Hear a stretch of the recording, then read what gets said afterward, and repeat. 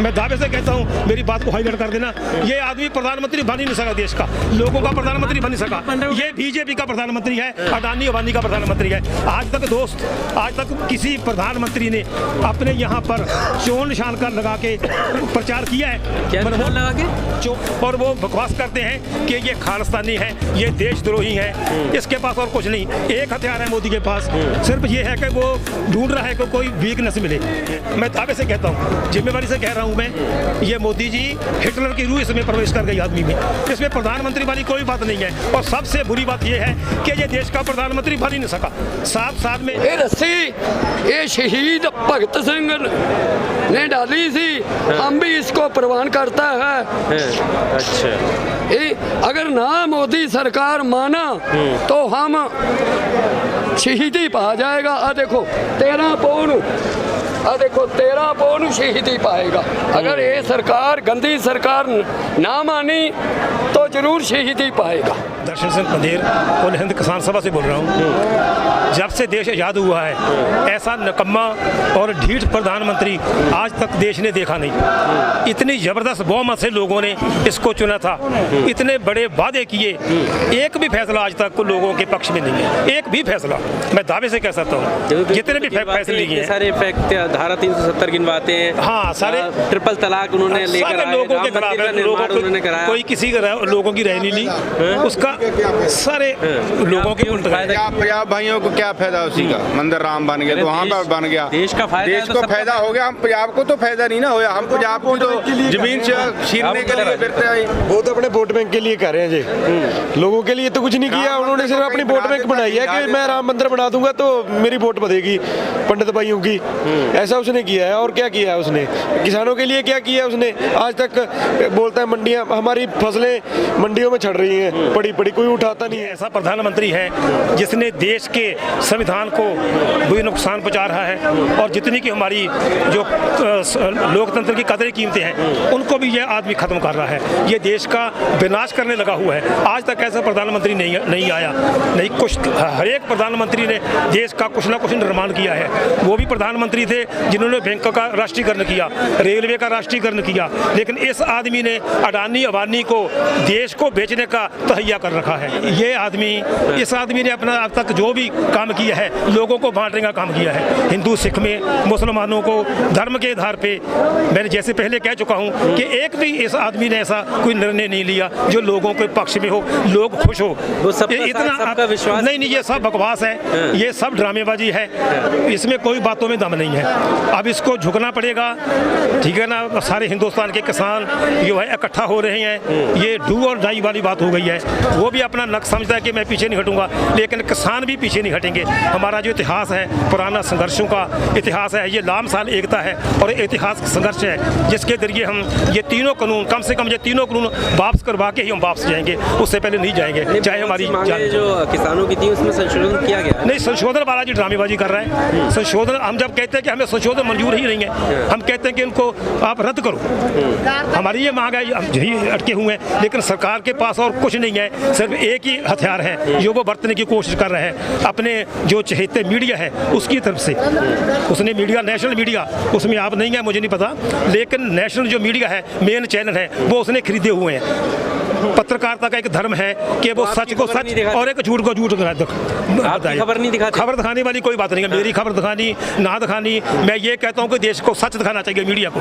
ये मीडिया का परम धर्म है कि वो सच को सच और झूठ को झूठ दिखाए। लेकिन इस आदमी ने सारे मीडिया पे जो कब्जा कर रखा है, सबसे ज़्यादा ये अनडेमोक्रेटिक प्रोसेस है। से मीडिया को सोचना चाहिए, अपनी ईमानदारी पे चलना चाहिए, नहीं तो वो भी इस मोदी तो भागी बन ही गया, दोषी बन गया, मीडिया को भी आगे जाके दोषी गर्दारना पड़ेगा देश को। कौन से चैनल आपको लगते हैं जो गलत दिखा? मतलब मैं दावे से कहता हूँ जी न्यूज़, न्यूज़ 18, आर रिपब्लिक, आज तक किस किस का नाम लूंगा, न्यूज़ नेशन, वो तो अपने कुछ ऐसे चैनल हैं अभी भी जिसमें ईमानदारी है, अभी भी धर्म है, जैसे NDTV है, उसको ये नहीं कि वो खबर दिखाता है, वो सच को सच और झूठ को झूठ दिखाता है। मैं यही कहना चाहता हूँ कि मीडिया का जो परम धर्म है कि वो सच को सच और झूठ को झूठ दिखाए। जिन चैनलों का आपने नाम लिया वो चैनल तो कहते हैं कि हम राष्ट्र हित में खबरें दिखाते हैं। नहीं, वो तो कहते हैं ये खालिस्तानी है।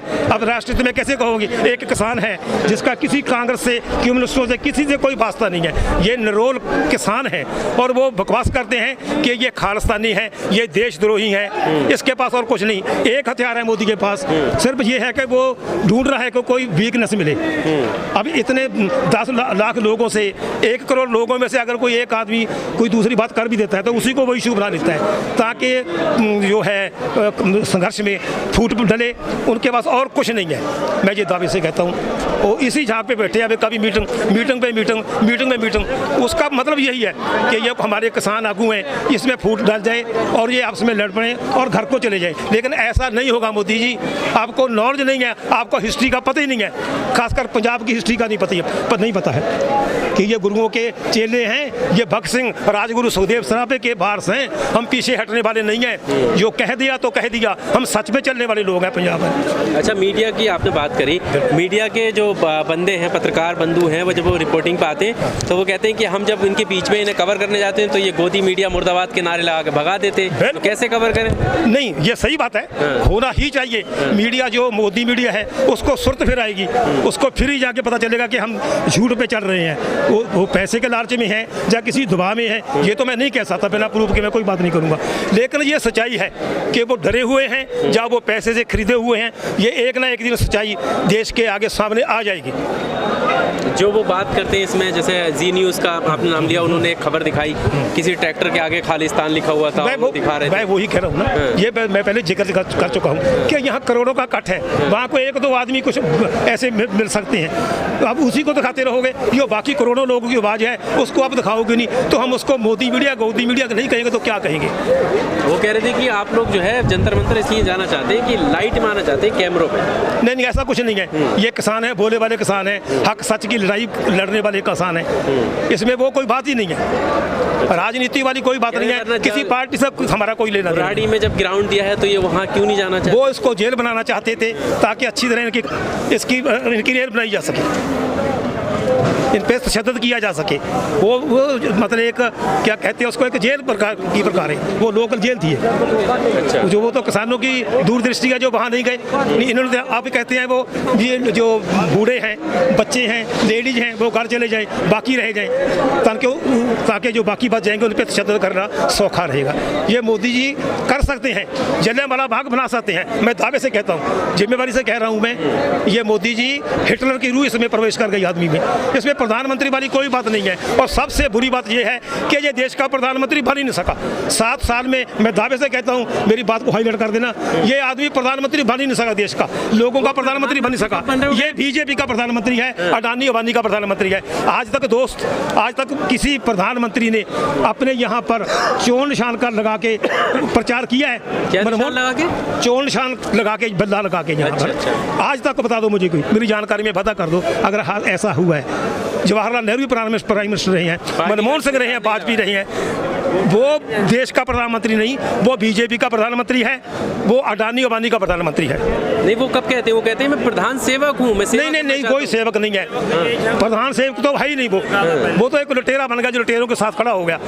अडानी अंबानी की जो इनकम है वो कैसे बढ़ रही है दिनों दिन, क्यों बढ़ रही है? सभी आदमी देश को बेचने में लगा हुआ है, इसका और कोई काम नहीं है। पब्लिक सेक्टर जो प्रधानमंत्री जवाहरलाल नेहरू ने, श्रीमती इंदिरा गांधी ने इतना मजबूत किया था, बैंकों का राष्ट्रीयकरण किया था, देश तरक्की कर रहा था, कुछ तरक्की कर रहा था, लेकिन इस आदमी ने देश का ये विनाश करने में लगा हुआ है। देश गुरु की तरफ नहीं बढ़ रहे हम?